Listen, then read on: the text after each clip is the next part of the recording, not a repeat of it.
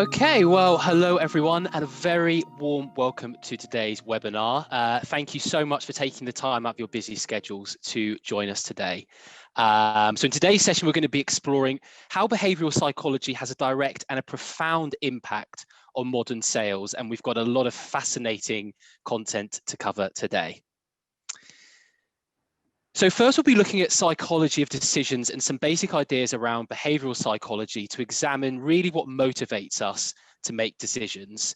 We'll then examine some outdated paradigms around sales. I think we all know now that the reality is making the sale is just the beginning really of the process, and the ability for you to keep your promises and continued value will really shape the ability to keep your customers coming back for more, and we'll examine what that looks like in more detail throughout the session. And finally, we'll examine the shift from a transactional to a consultative sales approach and the need to shift your sales approach from being one that's a seller-centric one to one that's a buyer-centric one.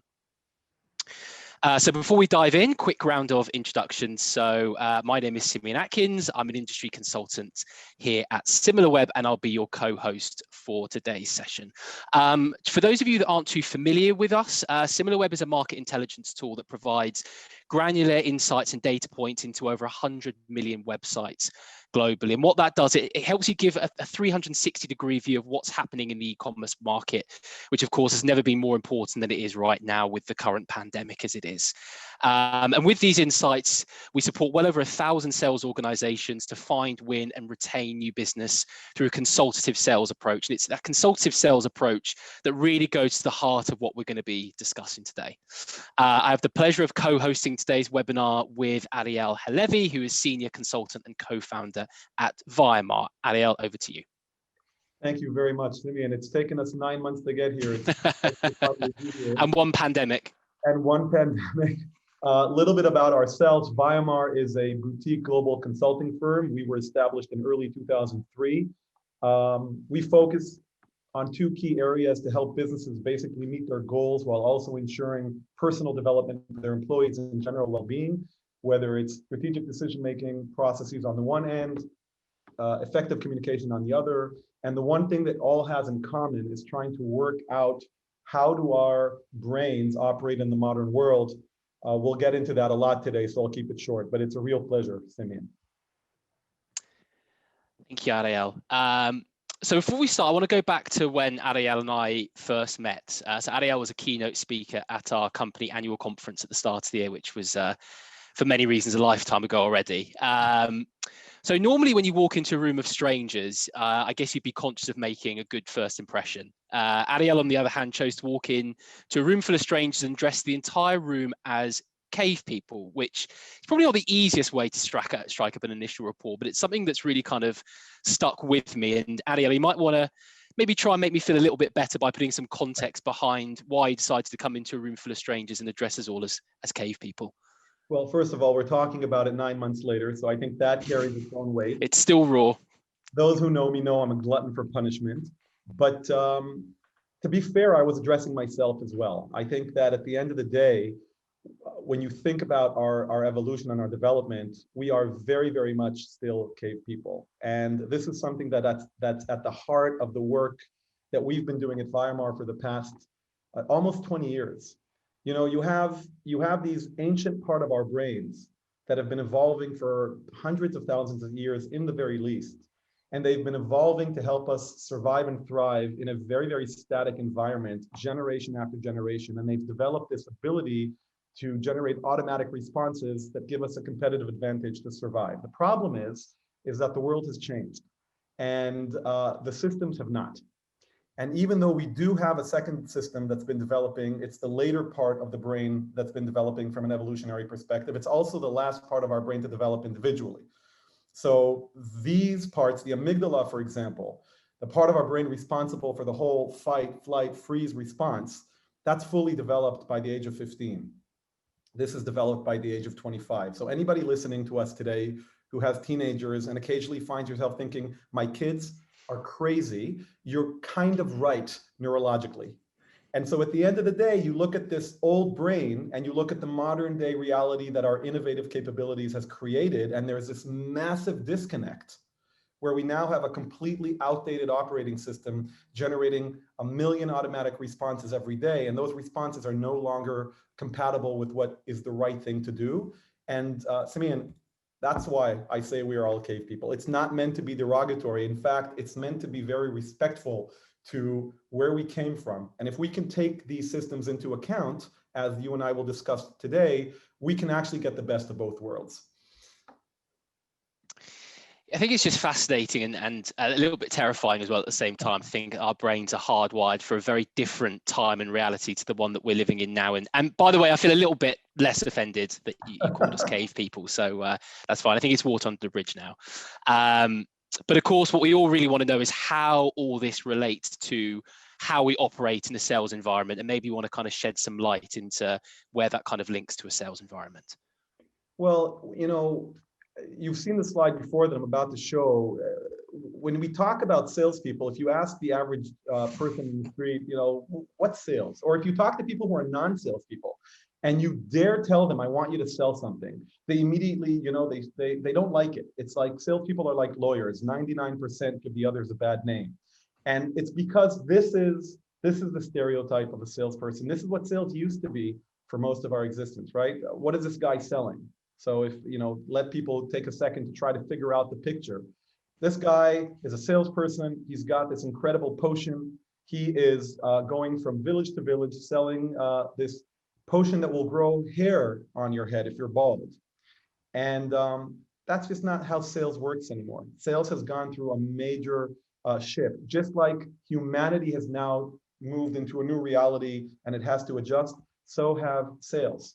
And there are 4 major paradigm shifts that we identify in our work with companies all over the world, which basically talk about these 4 major changes. And you and I, we're going to be talking a lot about the shift from transactional to consultative, but we're going to be doing that as a foundation for the remaining 3 paradigms. So think about that guy on the horse for just a minute, right?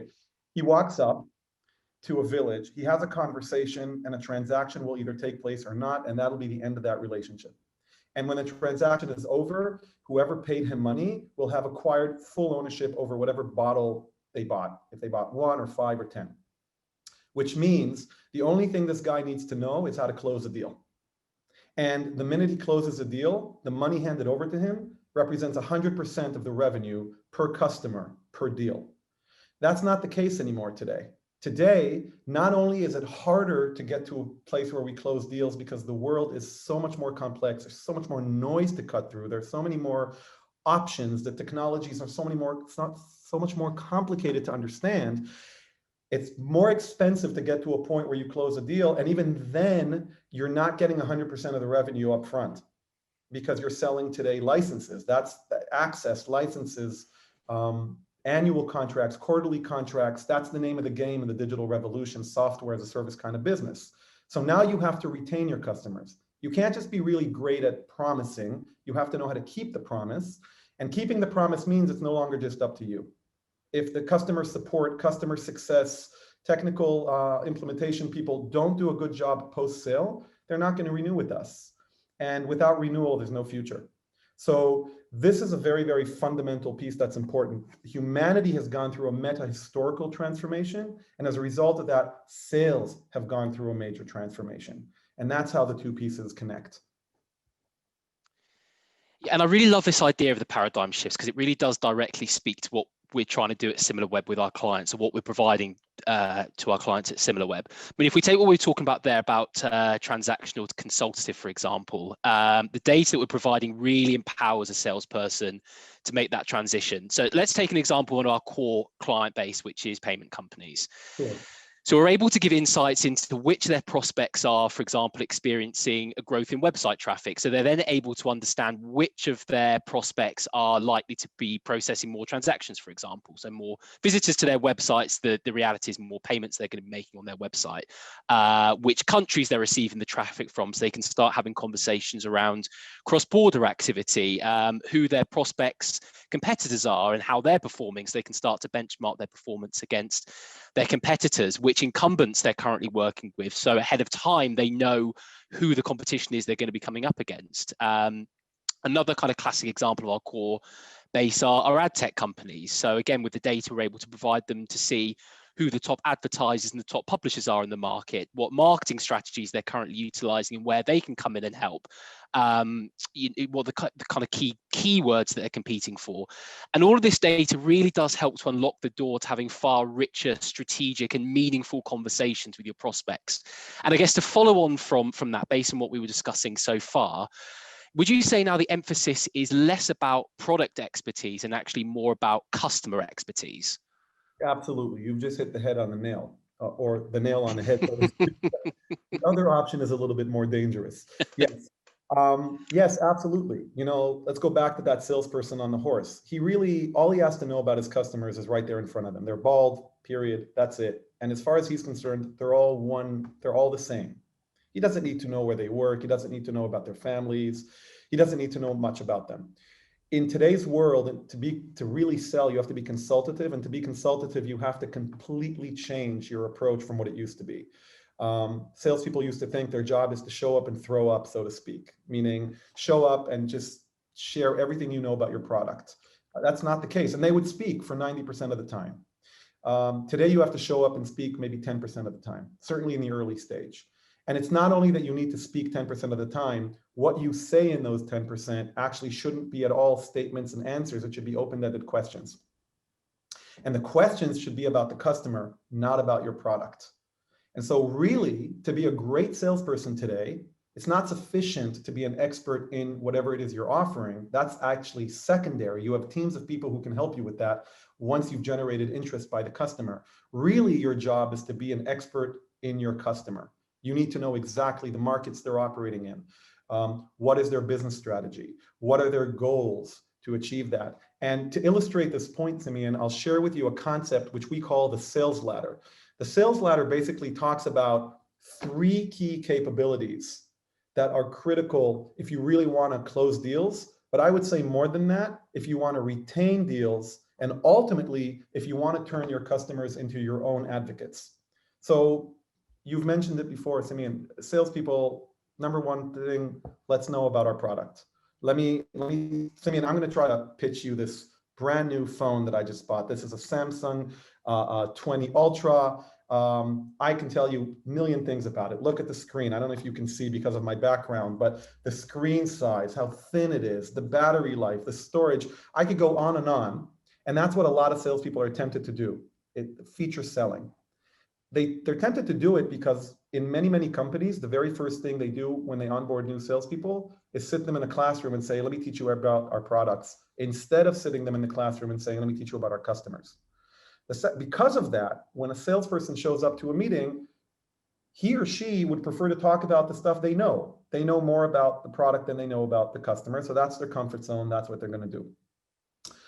What we suggest is that you actually want to create a situation where rather than just be based on feature selling, you actually elevate to impact selling, where your entire focus is about the contribution, just like you did before. Your entire focus is about the contribution to the customer. And only once you can verify and align with the customer that the contribution is relevant, then you can step down from the ladder and talk about the features. Ultimately, you want to get to a point where you can actually sell identity. So you and I, we kind of hit it off pretty quickly. And so it was pretty easy when we had our first conversation about maybe having a webinar together. We already knew we liked each other. You know, in the meantime, you had a kid, the world had a pandemic. We spoke a few times. Identity is critical because impact selling is also very limited in range of time. What is your company focusing on the next 1 to 2 to 3 years? What is the technology that I have available to support that? Identity selling is about saying, look, I'll be here for you in 10 years. The world, think about companies who ended a big contract December of 2019. And then 2 months later, the entire world shut down. Even if there was a huge compatibility between buyer and seller as far as strategy and solution, when the world turned upside down, the real question was, are you going to be the right partner for me to call? Are you going to be there for me when, you know, everything goes haywire? And so identity selling is actually about shifting from person to person rapport to enterprise rapport, and actually showing you that we are the right partner for you because we have the same business philosophy. We share certain core values. We have an approach to development. There are certain tenets we believe in, the kind of people we hire, the culture we have in our company. And the higher you climb on the ladder, not only the greater the chances of selling and retaining, but actually one of the byproducts of that is the higher you are on the ladder, the higher you're going to be speaking to people on your customer side.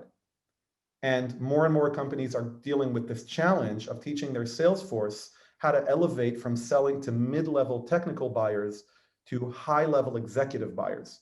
And that's where impact and identity come in. And that's a very, very important thing to do. You can't do that if you walk in just shooting your guns, saying, let me tell you about my product, and dominate the conversation. You can only do that when you dedicate enough time and you slow down a little to actually pay attention to your customer and understand that it's now going to take a few meetings. They're in the focus, you're not in the focus, and so on and so forth. I want to come back to what you were talking about around identity selling, because I find that really interesting in a moment. But what kind of immediately sort of stands out to me there, what kind of screams at me really, is that everything that you've just said there seems to directly conflict with our system one, or our cave person brain. So how do we get around that exactly? Well, first of all, we acknowledge it, and again, you're right on. You know, if you think about, let's look at the cave people part of us. What were some of the advantages that we had to have in order to survive and thrive in this world before, let's say, 2,000 years ago? And I know 2,000 years may sound like a lot of time to us because we live maybe 100 years, but in the grand scheme of things, 2,000 years is nothing from an evolutionary perspective, certainly not out of almost 500,000 years. Speed over accuracy, right? Let's say you and I are in the Sahara or in some, I don't know, whatever, and we hear a roar. Should we sit down and have a conversation about, hey, Simeon, what do you think? Was that a mountain lion, or was that maybe, I don't want to offend any animals by responding too quickly, and boom, that's it, we're finished. So speed over accuracy was certainly the predominant advantage. If we could respond quickly enough to the world, we would survive. That's not good anymore. Speed over accuracy is not what's going to get you through the door and to a contract with a client. Number two, short-term gains versus long-term gains. We, as a species, never really planned ahead too far because it was too difficult. We would have to secure that we have food and shelter for the next day, for the next week, maybe for the next year, maybe. Today, we have to consider short-term gains as being completely insufficient. And the reason that's a problem, Simeon, is because it's not just difficult for the individual, it's difficult for the corporation. Think about how corporations are compensating their salespeople today, certainly publicly traded ones. You got to close your targets on a quarterly basis. And so you always see this major shuffle at the end of the quarter and at the end of the year to get deals closed. That comes at the expense at a certain pace that is usually better for closing bigger deals. And so direct conflict with our individual operating system and with our corporate operating system. So you're absolutely right about that. I want to pick up again, as I was saying, what you were talking around identity selling. And I want to give you an example of how I think one of our clients is using this to particularly good effect. And maybe you can kind of clarify whether I'm on the right lines here. So the client in question is one of the largest logistics companies in the world. Everyone will be familiar with them. They came to us because they wanted to essentially expand and deepen their relationships with their e-commerce prospects and customers, and really move to becoming more than just becoming more of a strategic partner, I'd say, rather than just being another service provider. So as part of this process, what they do is they utilize the SimilarWeb data, and they create these really kind of interesting, in-depth market intelligence presentations that they'll show to their prospects. So that include things like benchmarking their prospects' market share against their competitors, what their marketing strategies are looking like, what kind of keyword strategies that their competitors are utilizing. What I find really amazing about these decks is that, there's nothing in there that's really talking about what this logistics company provides. In fact, you can probably, from what I've just said, you can probably gather these insights and these talk tracks are way beyond what this company actually offers, or even really can offer real expertise around. But what they understand is that this is important to their clients, it's relevant to their clients. And the feedback that we've had from them is that their prospects absolutely love it. They, going back to what you were saying earlier around, the turn of the year now and everything that's happening with COVID, people are so much more receptive now to the more help that you can give people And our salespeople are very good at that as well, utilizing the SimilarWeb data. It's that old kind of saying, drinking your own Kool-Aid. It's sending insights to their prospects, just because they want to, they want to help, and they want to offer something that's beyond what they are, what they're kind of talking about in terms of a product. And like I said, the feedback that they have from their clients is really strong. And in terms of cold hard numbers, they've reported to us that they've seen a $5 million uptake since they've utilized SimilarWeb. So it's definitely helping. So would you say that's a good example then of identity selling? Thinking beyond what their product and service is, and actually thinking about what is going to be important to their clients and what's going to be helpful for their clients to understand as well. 100%. I think it's a beautiful combination of identity selling and impact selling. When you're walking in a transactional mindset, you're really very geared about what do I need to say to close this deal? And you're very, very self-centered. Again, this is very natural evolutionary wise. We're designed to be self-centered. There's a competition out there over resources. It's a dangerous world. We need to survive. That was true in an age of scarcity. But in the age of abundance, and I think there's very little argument here that we are very much in the entrance to that stage, the company you're talking about did very, very wisely to kind of apply this concept of delayed gratification and say, in scarcity, the more others have, the less you have. But in abundance, the more others have, the more you have. And this concept of win-win and of understanding that the more value you create for your customers, the more value you're going to ultimately get, even if it's not immediate, even if it's not at the moment of closing the deal, is very, very, very smart. And one of the byproducts, I believe, of what you're talking about with your company's case study is that by constantly exploring new ways of creating value for your customer, you're not only positioning yourself as a company that really cares and as a gift that just keeps giving, you are gradually uncovering new areas that generate land and expand possibilities for your business. And the next level after that will be skipping over from one company to another because it's got this domino effect situation. So very, very interesting example that you just gave. A very good example of saying, look, we're the kind of company that cares about you. We're going to continue investing in you. We care about your success, and we will make money as long as you're successful. Versus, I have an amazing bridge to sell you, and I'll see you again in 20 years, and I don't care what happens. So, I think that's a really great example. So if I'm not mistaken from what you were just mentioning there, we're starting to cross over from pre-sales to post-sales now. Is that right in saying? Absolutely. And this goes back to one of the 4 paradigm shifts we talked about before, right? Success is no longer measured by closing a deal, it's measured by retention. And retention by definition means that I have to maintain a high level of intensity of positive contact with my customer even after my deal has closed. And by the way, that's probably, I haven't researched this academically, but that's probably the origin of the evolution of the role of customer success or account manager, is this understanding that it's not enough to sell. But you actually did a great job taking it even 2 levels forward, because I'm suggesting that even before going the extra mile with your customer, you have this vested interest in making sure that after the deal has closed, your customer is actually using your product. The percentage of services and solutions and technologies that get acquired after an extended due diligence process and then almost never get used is remarkably high. And in the old times, you'd be like, I don't care. I don't care if he uses the potion to grow hair on his head or not. I sold him a bottle. I'll be back here in a year. But in today's world, it matters, because when it's time to renew the deal, your customer is going to sit there in front of you and say, yeah, I don't think we need to renew. We never used it. It didn't really do any good for us. And in their head, it's going to be the product is not valuable. The solution is not valuable. They'll probably blame you, right? Because that's another evolutionary thing, right? Blame somebody else. It's in our interests. It is in our interest to ensure that whatever our customers buy from us, they actually end up using. And that's the source of this concept called value realization and value recognition.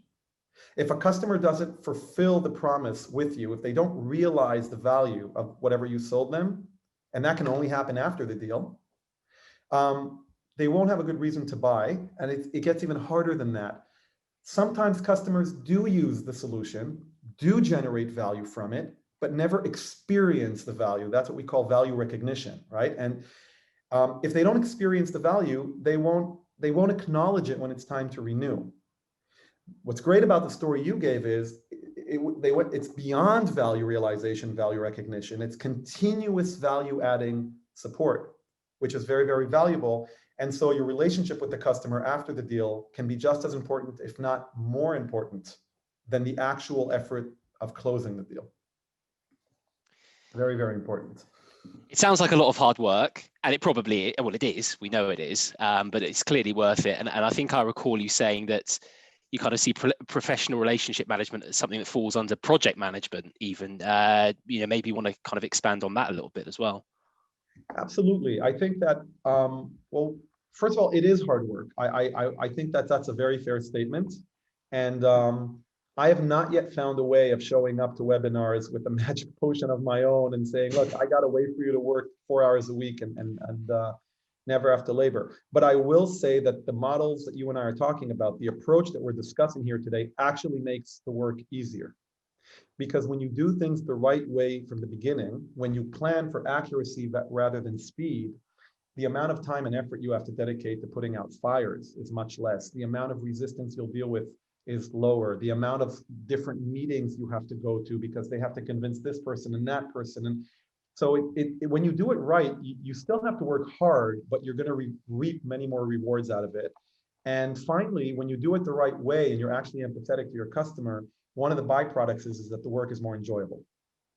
Because when the customer doesn't have to be on the defensive because everybody's trying to get through their wallet and they feel that you're an actual trusted partner, we'll talk about that in a minute, then absolutely everything becomes much more enjoyable. So you mentioned this idea of project management. Let me share this one more time with you. Look, when you and I met for the first time, when I got up in front of the audience and called everybody cave people, the risk I was taking was that the system one of their brain, when we talk about behavioral economics, this is the field that has been championed by two Israeli researchers, Amos Tversky and Daniel Kahneman. Kahneman actually won the Nobel Prize in economics in 2002 for a model they developed called prospect theory. They basically proposed that there are two systems in our brain. The old system that's very, very quick and the new system that's very, very slow. And the quick system is a very, very basic system, right? It's a system that jumps to conclusions and makes very, very binary decisions. So when we meet each other, even people who joined our webinar today, in the first few minutes they saw us speak, they had either a positive or a negative response to us, period. That's it. Very, very binary. And so do our customers. Let's assume for a minute that we are able to make it all the way to the right part of the asset burden axis, right? You're emotionally and intuitively seen as an asset. That means that you are smack in the center of their comfort zone. The comfort zone is a psychological concept that basically talks about all the conditions that need to be in place for you to feel comfortable and safe. If you know what you're doing, you're in your comfort zone. If you're surrounded by people you trust, you're in your comfort zone. If we could get to a point where we're in their comfort zone, anytime the world, and this happens every minute, shakes up their stability, they're going to go back to that comfort zone and you're going to be there waiting for them. Now, it's a journey. So let's say that you close the deal. That's great. You're on the right side of the axis, but you're certainly not at the center of their comfort zone. You still have to go through multiple steps, which we recommend these 4 steps, but this is obviously not an exact science where you move from provider to trusted advisor to business partner to opinion leader. And the reason this is so important, Simeon, is because the connection here is as you climb, you are also climbing up their decision-making ladder. And that's why getting into their comfort zone actually elevates your influence over them. Because the more they trust you, the more comfortable they are with you, the more they feel they've gotten value from you, the more relevant they're going to perceive you as being. And the earlier on in their decision-making process, they're going to want to invite you into. And that's very beneficial because when your provider, they're ready to execute, you're like, sure, we'll be happy to provide you all these materials. When do you need it? What do you mean, when do I need it? You haven't sent it yet? Like providers have to respond immediately. There's no response time because companies are always late in their decision-making process. But if I can actually get to a point where I can be invited into conversations that started 6 months ago, 8 months ago, a year ago, I'm there when they're setting their goals. I'm there part of their meetings, and salespeople can get invited to these meetings. Successful ones do. Then it works. The project management part comes here. This idea that, we have a longer session about this where I always ask, you may remember this in January, I asked, when I was married, did I have a way of knowing if my wife loved me?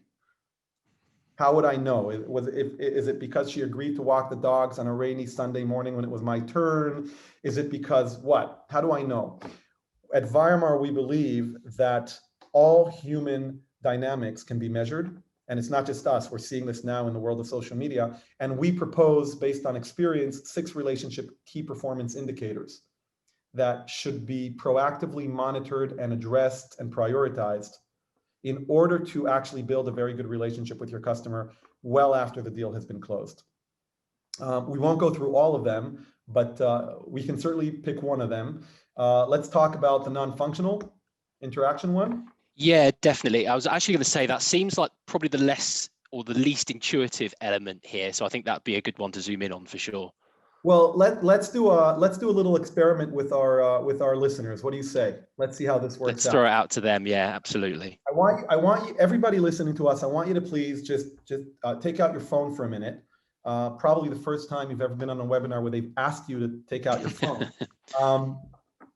Simeon, I want you to think about, this goes to everybody. I want you to think about a person in your life, not professionally, who's a friend, not your best friend, not a childhood friend, not somebody who saved your life or that were in the army with or whatever. I want you to think about somebody who you met casually a few years ago, you became friendly and you dropped out of touch. So Simeon, you've now not spoken to this individual for 3 years.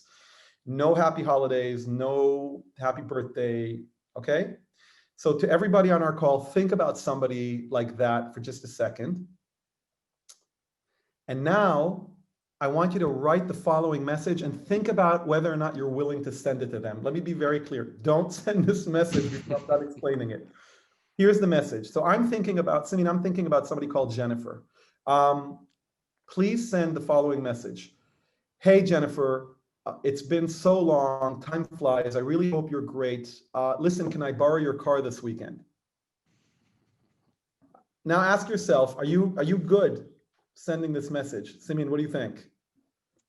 Would you send it?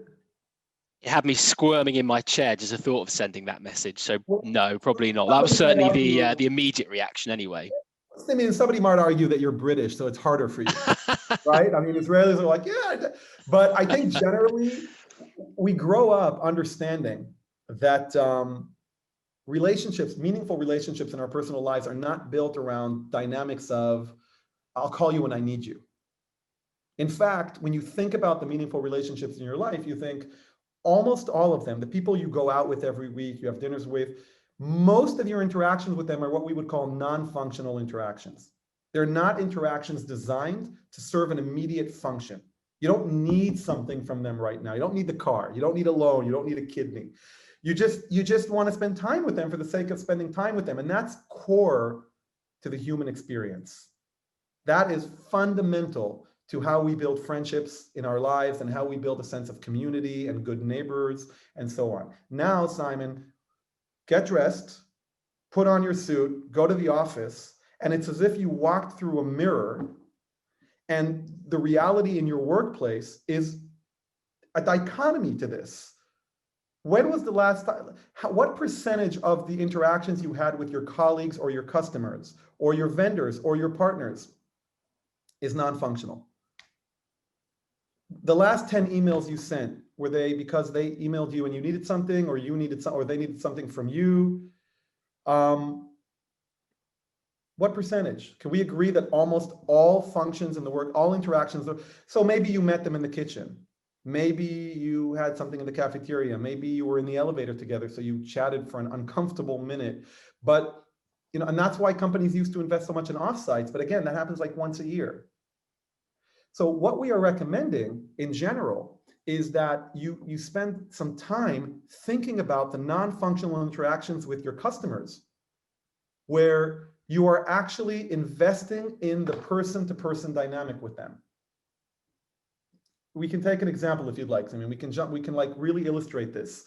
Let's say that you know about your customer because you were in a meeting with them or you saw a picture on their wall. You know, one of our senior consultants, Yaron, everybody jokes because he has a samurai sword on his wall. And now that we're doing Zoom calls from home, everybody sees it. So you know he's into martial arts. You know he cares about this stuff. Maybe you came across an interesting TED Talk. So you shoot them an email. You say, hey, I thought about you.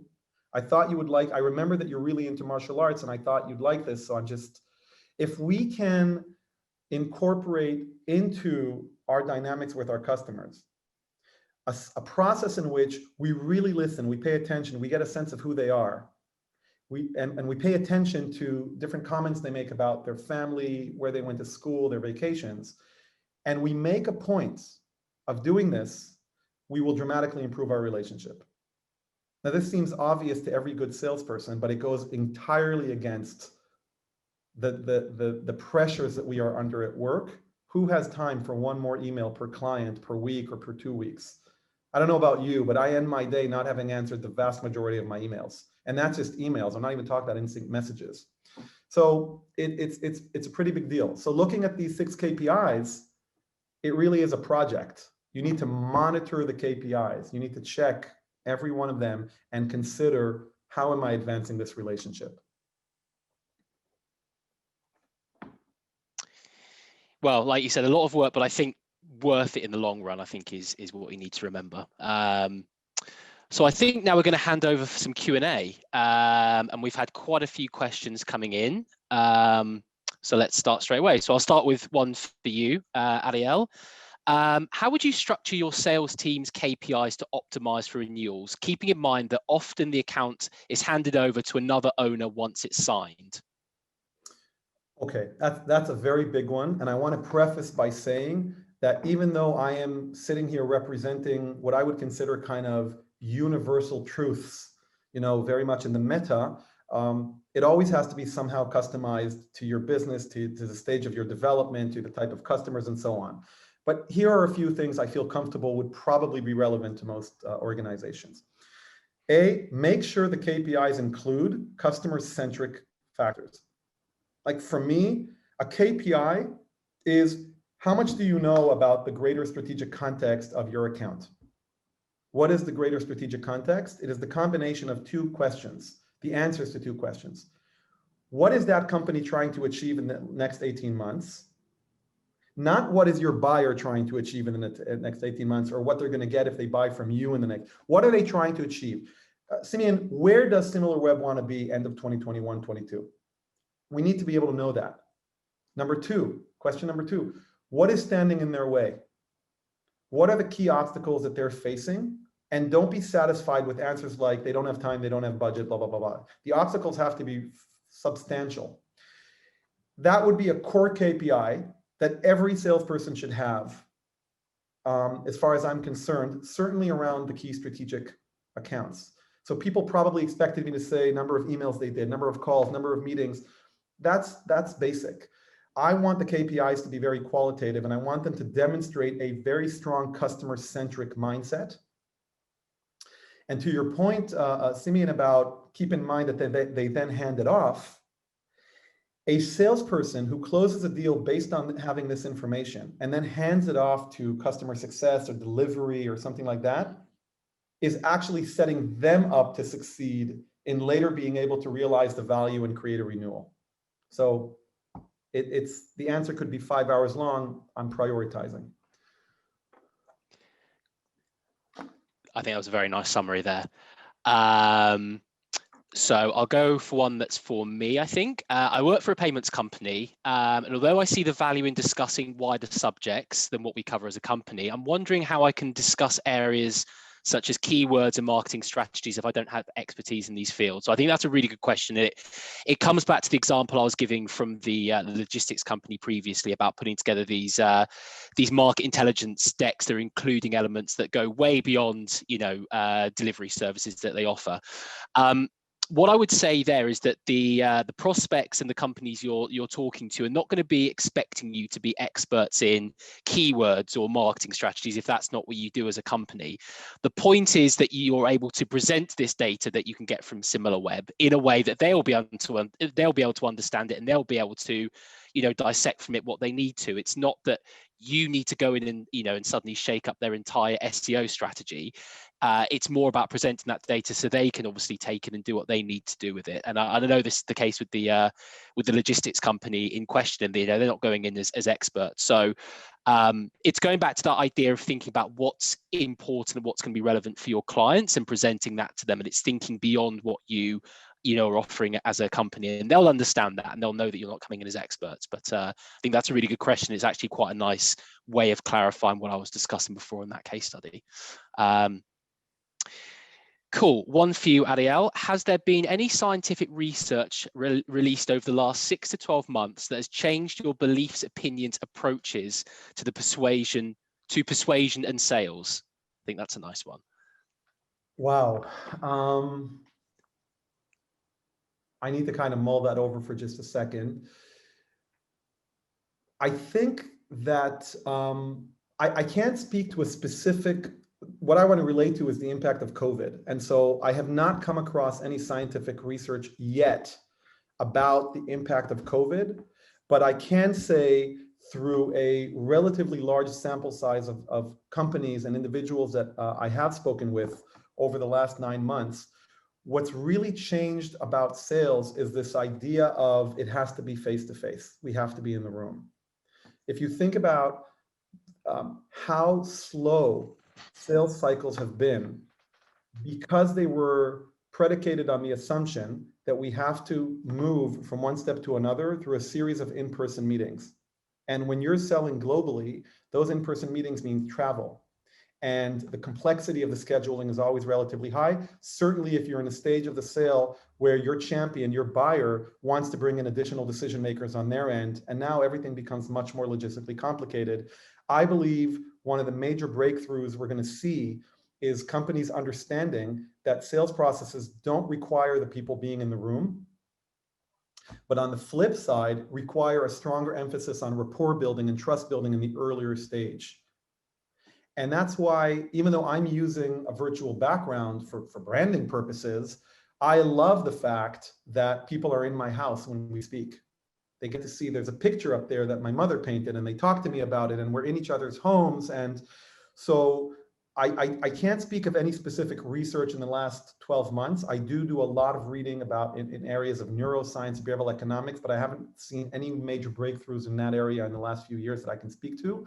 But I can say that companies are rethinking their approach to the idea of travel as a prerequisite to sales. And they are finding, by the way, that they can save many, many millions of dollars while shortening the sales cycle by teaching their salespeople how to better engage remotely. And that breaks down into 2 pieces. How do I create rapport remotely before having ever met the individual? That's a big one that's worth discussing. We spent a lot of time working on that. And then how do I maintain the relationship afterwards? And in that respect, I think COVID will prove as a wonderful gift. I know it's a very cynical statement. I don't mean to be. I think COVID, it has taken a very, very heavy price on humanity at large. But I do think this is one of the big things that the world of sales can benefit from, is the ability to continue a process remotely without being dependent on travel. We've had a really good question come in, actually, which really speaks to this consultative sales approach. So how can one utilize this in advance in a world where most first-time contact is via cold emails and LinkedIn messages, which is a really good point. And I think, Ali, I don't know if you agree with me, but particularly now with COVID, I think that people just don't have the time to sift through emails that aren't relevant to them or aren't interesting to them. So kind of being able to break the ice and kind of make that first contact has never been harder. And I think that, again, going back to SimilarWeb, having the data at your fingertips that you're able to integrate into things like outreach emails has just proved so valuable. It's all about doing the research into your clients, understanding where the pain points are that you can obviously help to address, showing that they've done the homework so the client understands that. And I think that the other thing that you're able to do with SimilarWeb, which is particularly interesting, is that you're able to benchmark, as I was saying before, your prospect against their competitors. And the reason that that's really powerful in like an outreach email, for example, is that your client is going to have insights into how they're performing, you know, where their website traffic is coming from, what the on-site engagement metrics are like, etc. But what they're not going to have insights into is how their competitors are performing. So if you're able to put a screenshot in with, you know, benchmarking how the website traffic of your prospect is comparing to 3 of their competitors, you know, that's a really good way of, you know, a great hook of getting their attention and starting that initial conversation. So you know, you're absolutely right in saying it's particularly difficult now because it's hard to see people face to face, but breaking through that noise now where people just don't have the time has never been more difficult. And I think that the more information that you have to hand that you're able to impart in your, you know, your initial email, rather than just talking about your product and service, you know, being able to actually really get to the heart of a pain point that your client is experiencing, and then talking about how you can help, is obviously very powerful. And you know, utilizing tools like SimilarWeb and understanding the e-commerce market is a really powerful tool at the moment, and ways of being able to do that. I don't know if you've got anything to add to that, Ariel, particularly. Yeah, no, first of all, I want to echo the principle at the base of your answer, which is don't make your first contact your first contact. Come ready, do your homework, know about the customer, and it's never been easier with what the world has to offer, and certainly with what SimilarWeb has to offer, it's never been easier, right? So think about, we can reduce this challenge into 4 key steps that are fundamental to humanity. If we begin with you being a stranger, then you become familiar, then we try to see if we're similar, and then we can become allies. And how do you move from stranger to familiar? Don't reach out to them with an email before you found them on LinkedIn and maybe responded to some of their posts. Tag people in their posts, share their posts, look them up on YouTube, see if they have a channel, subscribe. Become a variable that they will have come across multiple times, even if they're not fully aware of it, so that by the time you're ready to speak with them and to reach out to them, the name they're seeing is not a complete stranger to them. It's actually somebody they're familiar with. It's somebody that they've seen before. And the minute our brain realizes that you're not a stranger, many, many defense mechanisms get eliminated instantaneously. So that's what I would add to that. Another one for you, Ariel, here. Can you suggest shortcuts? You probably don't like that word, but I'm going to throw it out there anyway. Can you suggest shortcuts to identify what the client needs when the clients don't know how to clearly define it themselves? That's quite an interesting one, actually. That's right, and that's by the way, a lot of people think that the barrier to doing really strategic value discovery towards the strategic context that I talked about before, they think a lot of it is the barrier that the person doesn't want to share the information that they're holding there. Actually, the real problem is many, many times the buyers we engage with, especially if they're mid-level technical buyers, they don't know. Companies don't do a great job communicating their broader strategy to all of their people. And so that's a very good question, because if they don't know, how are we supposed to help them? Well, the answer lies in the advantage that you have as somebody who doesn't just work with this prospective customer, but actually has worked with other companies. Find the common denominators and really spend time getting to know the insights that are residing under the ground in your pipeline and in your customer base. Again, that means you have to shift from a tactical approach, our natural predisposition of moving from one opportunity to another and just tackling it immediately transactionally, to actually zooming out, looking at the landscape of the customers you're working with, finding commonalities, and then coming to your customer and saying, look, I don't want to pitch myself to you before I know that I actually have value to create for you. And so there's a bit of information that I'd like to see if we can uncover together. And based on that information, I can do my homework and see exactly, are we the right fit for you? Now, if the customer says, I don't know the answers to these questions, you say, well, let me propose a few answers based on my experience with the 30% market share that we have in the market, and tell me if any of this resonates with you. So what did we just do? First of all, we hopefully put them at ease, showing them that we're not just here to sell at any price, that we actually are committed to creating value for them, that we are entertaining the prospect that maybe we're not the right partner for them, which, by the way, is good for both sides, because if you're really not the right solution for them, you're going to invest a lot of time and effort closing a deal. They're not going to renew. Your renewal rates are lower. Your company valuation's lower. It's not good for anybody. That's short term.